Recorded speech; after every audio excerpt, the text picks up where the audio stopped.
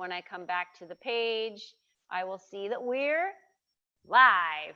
All Yay! right. Hey guys, I'm back again. If you haven't gotten enough of me today, don't you worry, because I'm just going to keep going with these Facebook Live posts today. So I'm welcoming Rosanna Berardi today. Thank you for being here with me. It's so great to have you Great here. to be here. So Rosanna and I met a little while back. How did we meet? Was it something that an email I had sent out, or you were part of the Lead Up community? Yeah, I was Somehow I part don't. of your Yeah. community and I was watching for a while. And one day when you sent out something that was super interesting, and I said, okay, I need to pull the trigger. This has been on my radar screen. I Great. definitely want to be a part of this. And here we are. Awesome. Okay, so now everyone knows how.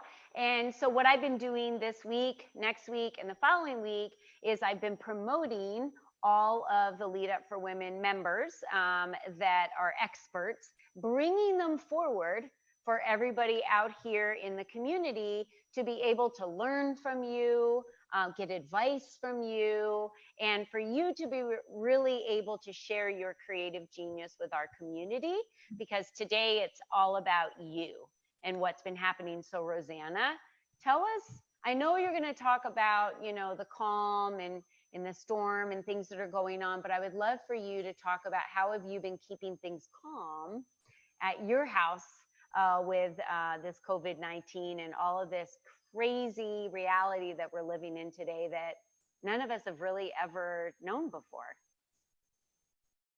Yeah, it's been quite a few weeks in my world. So literally 2 weeks ago, I was in Philadelphia with my husband and my son, and I was there receiving Women Entrepreneur of the Year award. Oh, And it was presented to a conference.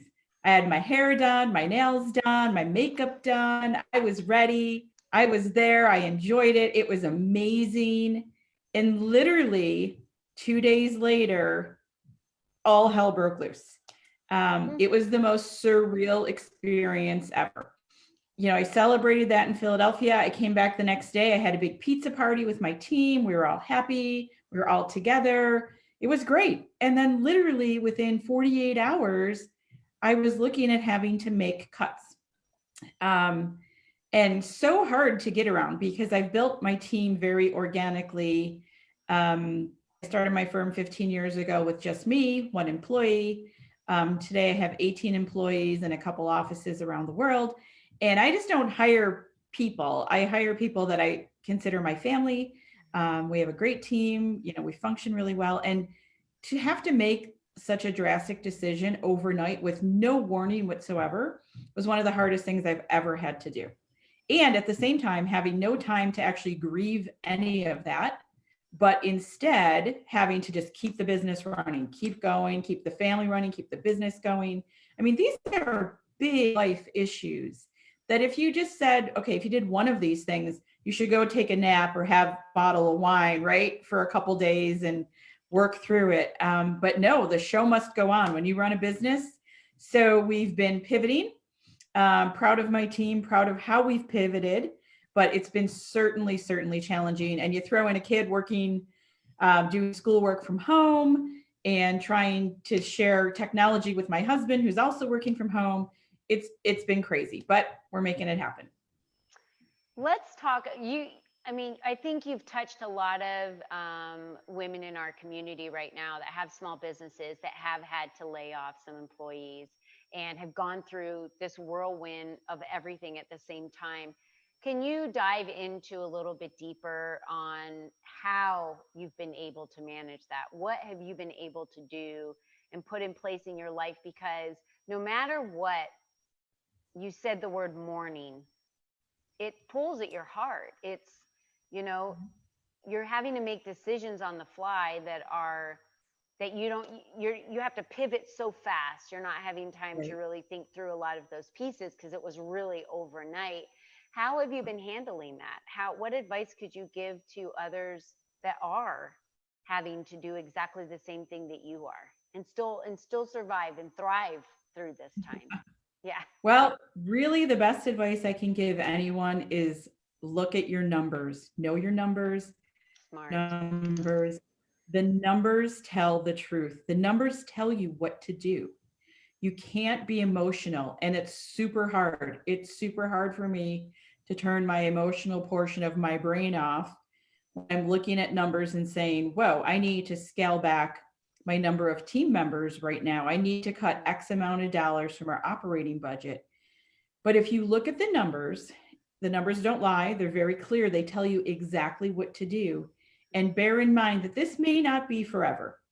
And I had to say that to my team for the members that I had to lay off, that I'm hoping in a month we can all come back. I would hire anybody back in a second. It's not personal. It's not because of performance. It's solely a numbers decision. We can't keep the firm running if we keep the current level of staff. And as an entrepreneur, that's really hard. I always think about my employees before I think about myself. And I had a turning point at one point a few weeks ago where I said, I feel terrible doing this. I would feel worse if the company went under and I was bankrupt. Yes. So at least now this is okay, it's a pause. Let's put everything on hold for now. But at least there's some optimism and some hope. If I ran the company into the ground, then I'm done. I'm out of options. There's nothing I can do. So you just have to look straight and narrow at those numbers and they will tell you exactly what to do. I actually see this from a different perspective. I see that you are thinking of your employees first, even when you're having to do cutbacks, because you're saying, I care so much about all of you that if I don't make the cutbacks, you're all going to be out of a job and I'm going to be bankrupt. Or I make a few cutbacks now, we all still are able to keep moving forward. But then for you, you could you're going to be able to expand later again when we're back to the new normal. Yeah, and that was my hope. I think what made it so unsettling for my employees is that it happened so quickly, right? Like we were having a party as a team, and then with 3 or 4 days later, I was laying people off. So I think mentally, it's hard. It's hard. I mean, I think differently as an owner versus an employee. But I'm hoping that they see that. And I tried to do some things that would take the sting away a little bit. So, it was a terrible decision to make, very hard to do. I was feeling just sad about the whole thing. And I thought, well, what can I do?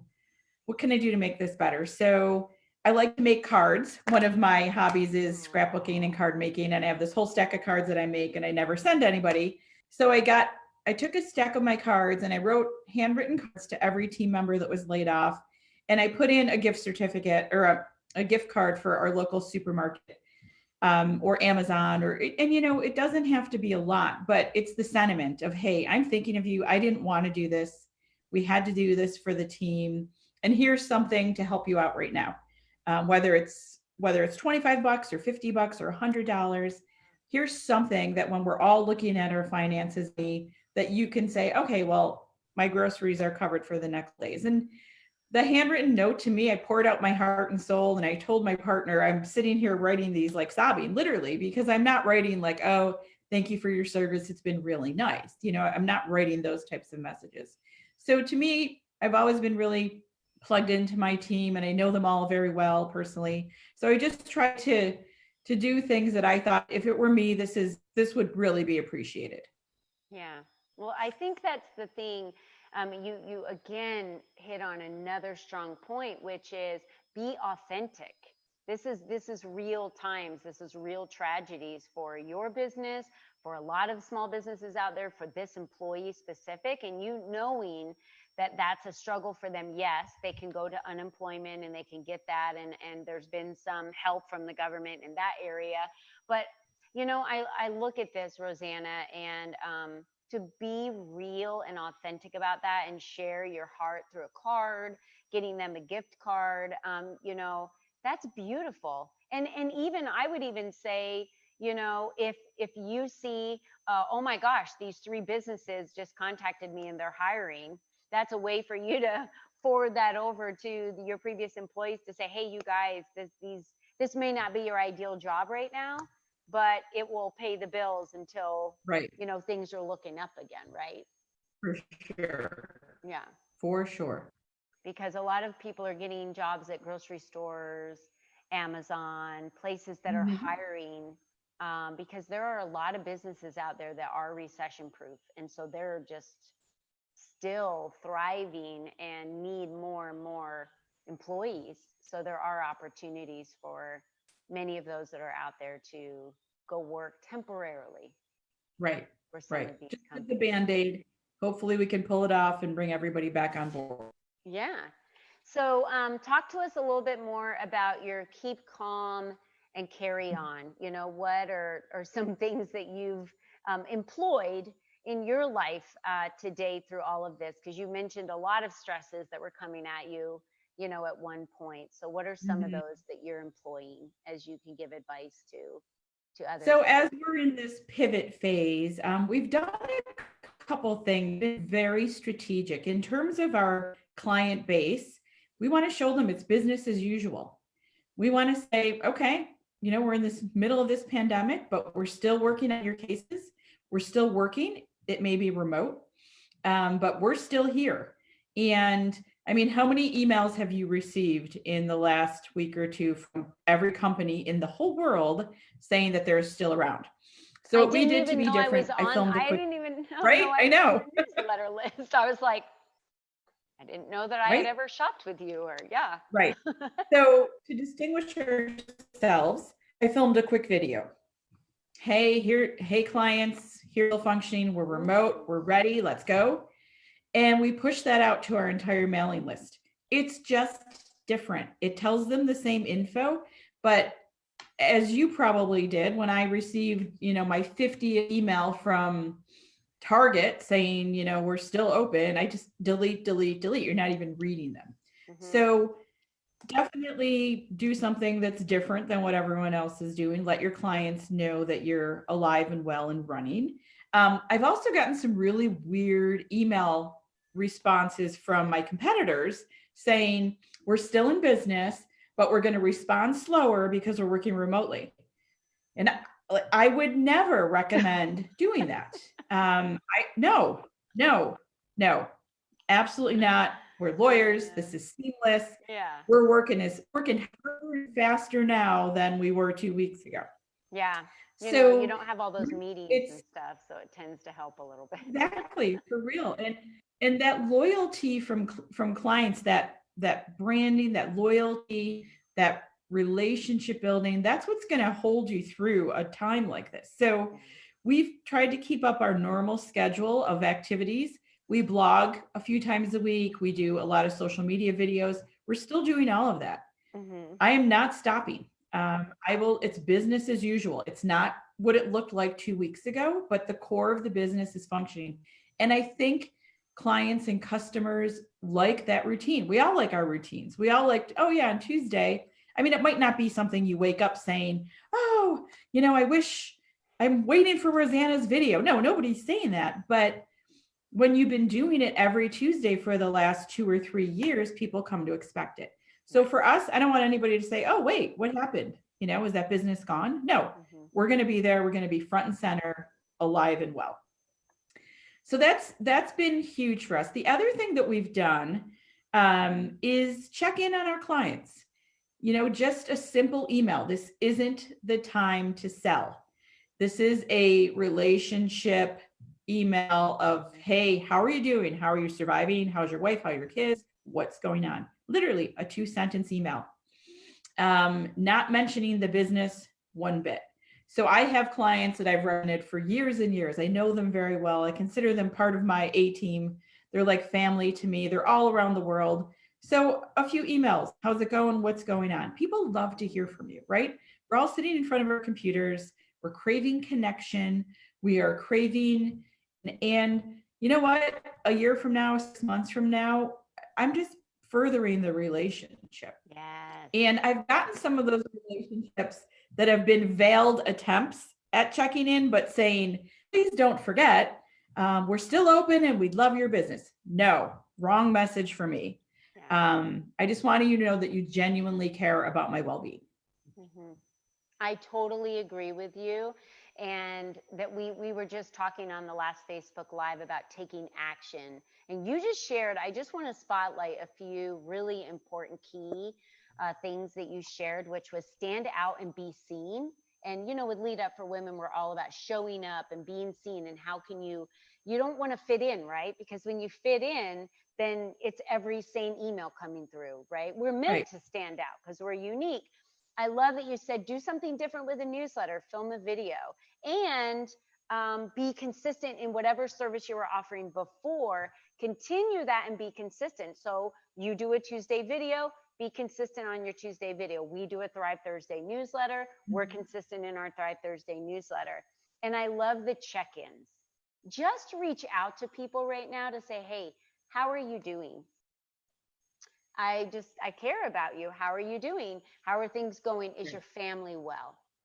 And I think, that was one of the reasons how I was so quickly able to build Lead Up for Women, is because of my years and years and years of networking and authentically connecting with people on a real person to person basis, and sending note cards and Sure. checking in on the phone and just saying, hey, how are you doing? I know we don't work together anymore. It doesn't matter, but I just wanted to see how you're doing, you know? Right. Or checking on in with people that you do work with on a regular basis, because this is a time to, everything's kind of come to a screeching halt.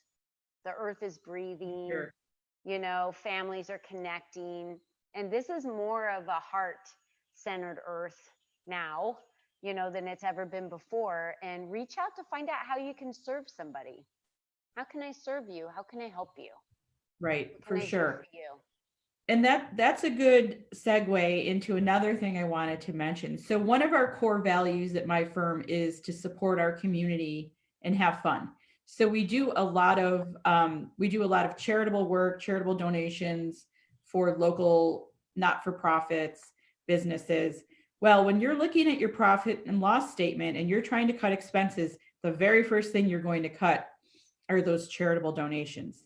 And while that might be tempting, and maybe you do have to cut your donation 50% or 80%, even 95%, I'm committed to keeping our core values alive and well. We're still going to support them. If I can't do it financially, then I can reach out to them and say, hey, do you guys need something? Do you need time? Do you need supplies? What can I do for you? And one of the charities that we're hugely involved in here in Buffalo is the Ronald McDonald House. I've had my team go in, we cook meals for the residents there. We've done a lot of fun things with them. So I reached out to my contact and said, what does the house need? Like, what are you guys doing? You've got sick kids and family members in that home. What do you need right now? I can get supplies delivered. I can have lunch delivered. And my contact wrote me back today and said, oh my God, it would be great. We've got about 15 people in the house. They need to eat dinner. Usually community groups would go in and cook. Well, they can't do that any longer, obviously, but if you could send a pizza or subs or what have you for the group, we'd greatly appreciate it. It's not a huge expense. I can send pizza for $50 and I'm committed to doing that because that's a core value. And again, we all have this new normal, but we can't abandon everything we've done, or else when we're out of this crisis, we're not going to know who we are anymore. So we're really trying to keep the same, scaled back a little bit. But the not-for-profits need help more now than ever before, because they're going to be the first ones on the chopping block when people have to make decisions. Yeah, I totally agree with you. And when you said the Ronald McDonald House, I went back to Marnie Schneider, who is the granddaughter of Leonard Tosi, who was one of the founders of the Ronald McDonald House, and he was the owner of the Philadelphia Eagles.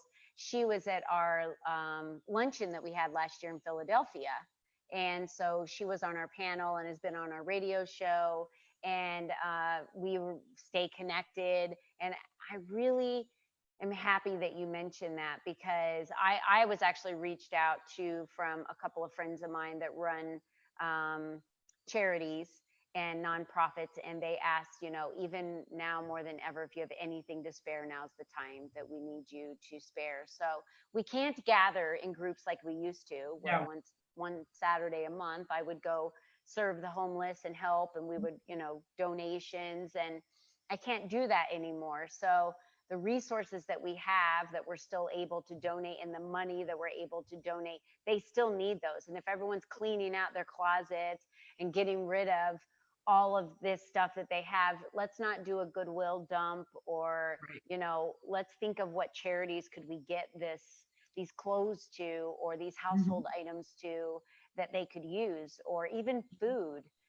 Some of us do have plenty of food, and Sure. we're not in a scarcity mindset. So how can you take the food that you have and donate that to one of these charities that are local in your area, Mhm. because they really, really need the help. Thank you for making that point. For sure. I agree with you for sure on that.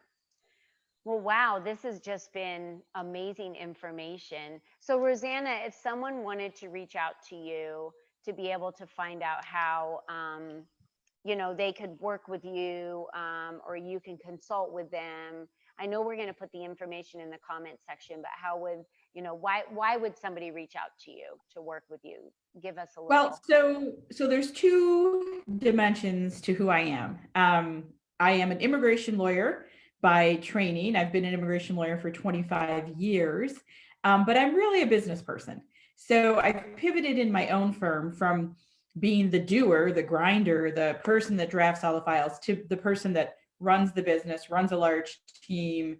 I love working with other small business owners. I love working with startups in terms of helping them figure out how to market, how to sell, how to do business development. So when I do something like this, I'm promoting Berardi Immigration Law, which is my own business. I'm really reaching out to other entrepreneurs because I was there 15 years ago. I didn't know anything about running a business, and it's been challenging to say the least, but I have a really good handle on it. I love helping other people. There's no question that's too small. Um, our website's Berardi Immigration Law, and that's the law firm's website. But if you go on there, there are phone numbers to contact us. We have a toll-free number. You can reach me directly there as well.